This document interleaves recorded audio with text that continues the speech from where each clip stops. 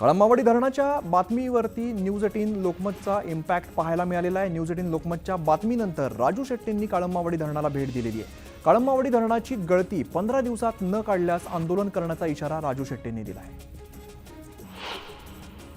नाणोतील मुख्य रस्त्यावरती असलेल्या अनधिकृत बांधकामांवरती पालिकेने जेसीबी फिरवलेला आहे। रस्त्याच्या दुतर्फा असलेली अनधिकृत बांधकामं पालिकेने जमीनदोस्त केली। कोल्हापुरात महिला आयोगाच्या सुनावणी दरम्यान महिलेला भोवळ आल्यामुळे तारांबळ उडली आहे। महिला भोवळ आल्यामुळे खाली कोसळताच पोलीस अधिकाऱ्यांनी महिलेला आधार दिला। पुण्यातील चंद्रांगण सोसायटीतील एका लहान मुलावरती भटक्या कुत्र्यांनी हल्ला केलेला आहे। या हल्ल्यामध्ये चिमुकला गंभीर जखमी झालाय। यामध्ये मुलाला तब्बल 40हून अधिक टाके पडले। ख्रिसमस आणि नवीन वर्षानिमित्त नांदेडमध्ये विविध कार्यक्रमांचं आयोजन करण्यात आलेलं आहे। दरम्यान या कार्यक्रमांना परवानगी आणि पोलीस बंदोबस्त देण्याची मागणी ख्रिश्चन बांधवांनी केली। मीरा रोडमध्ये मजुरांच्या जीवाशी खेळ सुरू असल्याचा प्रकार समोर आलेला आहे। सुरक्षा उपकरणांशिवाय उंच भिंतींवरती उभं राहून पाणी मारण्याचं काम करत होता, त्यामुळे पुन्हा एकदा मजुरांच्या सुरक्षेचा प्रश्न ऐरणीवरती आला। बुलढाण्यातील जळका भडंग इथे एक कर्मचारी पाणी पाहण्यासाठी पाण्याच्या टाकीवरती चढला होता, मात्र त्यावेळेला टाकीचा स्लॅब ढासळल्यामुळे कर्मचारी टाकीत पडलाय। याची माहिती मिळताच जखमी कर्मचाऱ्याचा जीव वाचवण्यात आलाय। अहिल्यानगरमध्ये माळीवाडीतील एका लॉजमध्ये मालकाने आत्महत्या केलेली आहे। आत्महत्येचं कारण अद्याप अस्पष्ट असून या प्रकरणाचा तपास सुरू आहे। चोपडा सहकारी साखर कारखान्याने आतापर्यंत 36,533 मेट्रिक टन ऊसाचं गाळप केलंय। यावर्षी 1.5 लाख मेट्रिक टन ऊसाचं गाळप होण्याचा अंदाज वर्तवण्यात आलेला आहे, मात्र भाव जाहीर न करताच गाळप सुरू करण्यात आलेला आहे। मिरचीच्या उत्पादनासाठी प्रसिद्ध असलेल्या नंदुरबार जिल्ह्यामध्ये मागील वर्षाच्या तुलनेत मिरचीची आवक 70% घटलेली आहे। त्यामुळे लाल तिखटाचे दर सध्या वाढण्याची शक्यता आहे। जळगावमध्ये सोन्याच्या दरामध्ये 24 तासात 2,000ची तर चांदीच्या दरामध्ये 4,000ची घसरण झालेली आहे। सोनं चांदीच्या दरात घसरण झाल्यामुळे ग्राहकांना दिलासा मिळाला। अंबरनाथ, बदलापूर, कल्याण आणि डोंबिवलीमध्ये भटक्या श्वानांचा अँटी रेबीज लस दिली जाणार आहे। तब्बल 200 भटक्या कुत्र्यांना आजपासून ही लस दिली जाणार आहे। परभणीतील घटना तसंच बांगलादेशातील हिंदूंवरील हल्ल्याच्या निषेधार्थ पाटणमध्ये आंबेडकर चळवळीतील कार्यकर्त्यांनी तहसील कार्यालयावरती मोर्चा काढलेला आहे। तहसीलदारांना निवेदन सादर केलं। यावेळेला मोठा पोलीस बंदोबस्त तैनात करण्यात आला होता।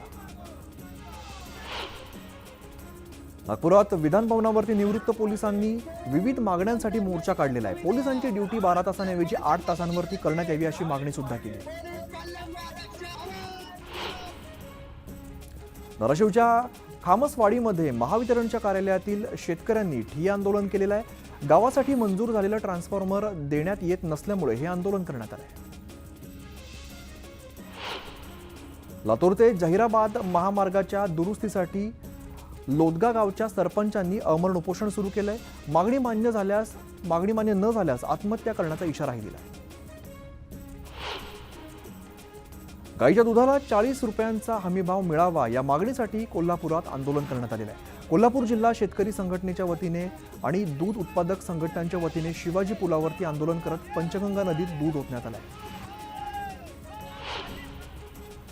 जळगावमध्ये उपमुख्यमंत्री अजित पवारांच्या प्रतिमेला दुग्धाभिषेक करण्यात आलेला आहे। नाशिकमध्ये भुजबळ समर्थकांकडून अजितदादांविरोधात जोडे मारो आंदोलन करण्यात आलं होतं। त्याच्याच निषेधार्थ हे दुग्धाभिषेक आंदोलन करण्यात आलंय।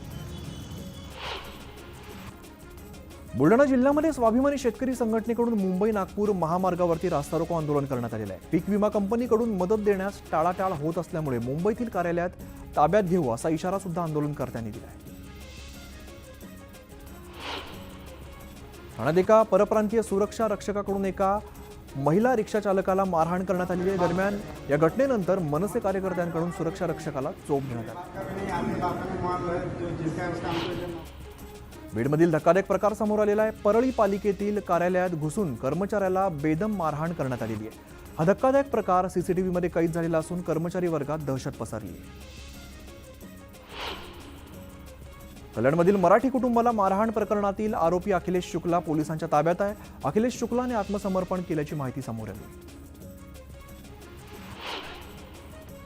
कल्याणमधील राड्या प्रकरणी अखिलेश शुक्लाने स्पष्टीकरण दिले. माझ्या पत्नीवरती आधी हल्ला करण्यात आला असा आरोप शुक्लानं केलाय. तर आमची 5वी पिढी कल्याणमध्ये राहते, मी स्वतःला मराठी भाषिकच समजतो असा दावा सुद्धा त्यांनी केलाय. कल्याणच्या सोसायटीमधील राड्या प्रकरणी 10 आरोपींपैकी 2 आरोपींना अटक करण्यात आलेली आहे. सुमित जाधव आणि दर्शन बोराडे या दोन्ही आरोपींचं नाव आहे.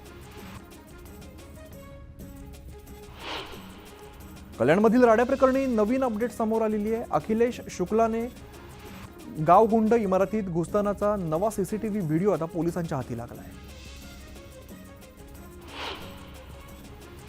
कल्याणमधील राड्यानंतर राज ठाकरेंनी संताप व्यक्त केलेला आहे. महाराष्ट्र द्वेषींची नवीन पिलावळ वळवळायला लागली आहे, त्यांना वेळीच ठेचलं पाहिजे असा हल्लाबोल राज ठाकरेंनी केला आहे. कल्याण प्रकरणावरून राज ठाकरे चांगलेच आक्रमक झालेले आहेत. आरोपींना तात्काळ अटक करा आणि सरकारला अटक करायला जमत नसेल तर मनसैनिक थैमान घालतील, मग बोट दाखवू नका असा इशारा राज ठाकरेंनी दिला आहे. कल्याणमधील मराठी कुटुंबाला मारहाण करणाऱ्या शुक्लाला दणका देण्यात आलेला आहे. अखिलेश शुक्लावरती गुन्हा दाखल करत त्याला तात्काळ निलंबित केल्याचं मुख्यमंत्री फडणवीसांनी विधान परिषदेमध्ये जाहीर केलं आहे. मराठी माणसावरती अन्याय करणारा कुणीही कितीही मोठा असला तरी त्याची गय केली जाणार नाही, योग्य ती कारवाई केली जाईल असं उपमुख्यमंत्री अजित पवारांनी विधानसभेमध्ये ठणकावलं आहे. मुंबईचं गुजरातीकरण आणि उत्तर भारतीयकरण सुरू आहे. मोदी, शहा आणि देवेंद्र फडणवीसांना मुंबईत मराठी माणसाला दुय्यम वागणूक द्यायची आहे. त्यांना मुंबई ही व्यापारी आणि बिल्डर्सच्या घशात घालायची आहे, अशी घणाघाती टीका ठाकरे गटाचे खासदार संजय राऊत यांनी केली. कल्याणमधील हल्ल्यासाठी मुख्यमंत्री फडणवीसांनी मराठी माणसाची माफी मागितली पाहिजे असं संजय राऊत म्हणाले. बाळासाहेब ठाकरेंनी मराठी माणसाच्या हक्कासाठी महाराष्ट्रात शिवसेना निर्माण केली, मात्र मोदी आणि शहांनी शिवसेना पक्ष फोडून मराठी माणूस कमजोर केला असा घणाघात राऊतांनी केलाय. मराठी भाषिकांच्या मुद्द्यावरून आदित्य ठाकरे आक्रमक झाल्याचं पाहायला मिळालेलं आहे. 2.5 वर्षांमध्ये मराठी अमराठी वाद वाढलेले असून महाराष्ट्रात असे वाद कधीच झाले नव्हते असं आदित्य ठाकरे म्हणालेले आहेत. शुक्ला नावाचं पार्सल जिथून आणलं तिकडे त्याला पाठवाचा आक्रमक पवित्रा आदित्य ठाकरेंनी घेतलाय. मराठी माणसाला दाबलं तर महाराष्ट्र द्रोहाचा गुन्हा दाखल करा अशी मागणी आदित्य ठाकरेंनी केलेली आहे. शिवडी, परळ अशी नावं लिहा, मराठी नावं का बदलता असा सवाल सुद्धा आदित्य ठाकरेंनी केला आहे.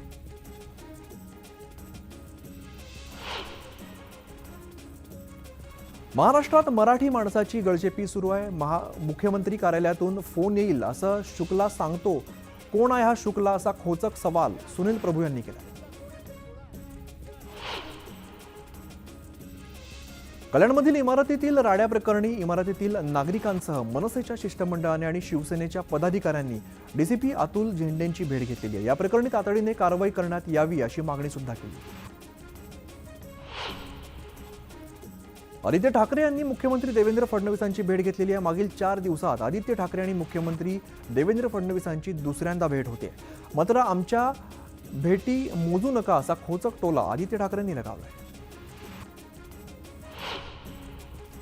संजय राऊतांच्या घराची रेकी करण्यात आलेली आहे. या प्रकरणाची चौकशी करण्यात यावी आणि संजय राऊतांच्या सुरक्षेत वाढ करावी अशी मागणी आदित्य ठाकरेंनी मुख्यमंत्री देवेंद्र फडणवीसांकडे केली. संजय राऊतांच्या भांडूपमधील घराची रेकी करण्यात आल्याची माहिती समोर येते. 2 संशयास्पद व्यक्तींनी रेकी केल्याची माहिती समोर येते. या प्रकरणानंतर संजय राऊतांच्या सुरक्षेमध्ये वाढ करण्याची मागणी करण्यात येते. बाबा सिद्दीकी हत्याकांड घडल्यानंतर घराच्या रेकीचं प्रकरण हे गंभीर असल्याची प्रतिक्रिया आमदार सुनील राऊतांनी दिलेली आहे. दरम्यान आरोपींची जी बाईक होती ती यूपी बिहारची असावी असा अंदाज त्यांनी व्यक्त केला आहे.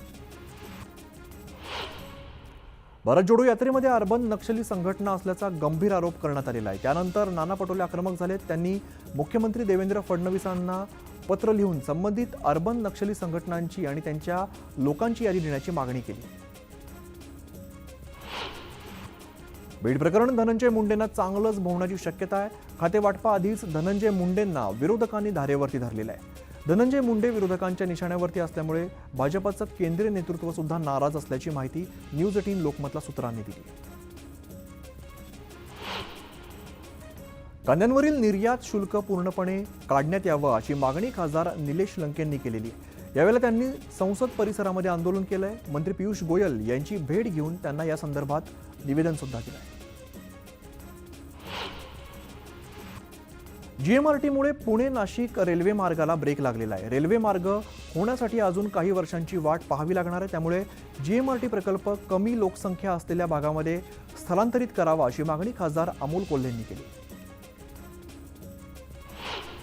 संतोष देशमुख टोल नाक्यावरून निघताच त्यांची गाडी अडवली. आधी कारची काच फोडली आणि मग कारमध्ये मारहाण झाली. गाडीतून उतरून ही मारहाण झालेली आहे. जेव्हा कळलं की देशमुख जिवंत नाहीत तेव्हा मारेकरी त्यांना सोडून गेले अशी माहिती फडणवीसांनी दिली.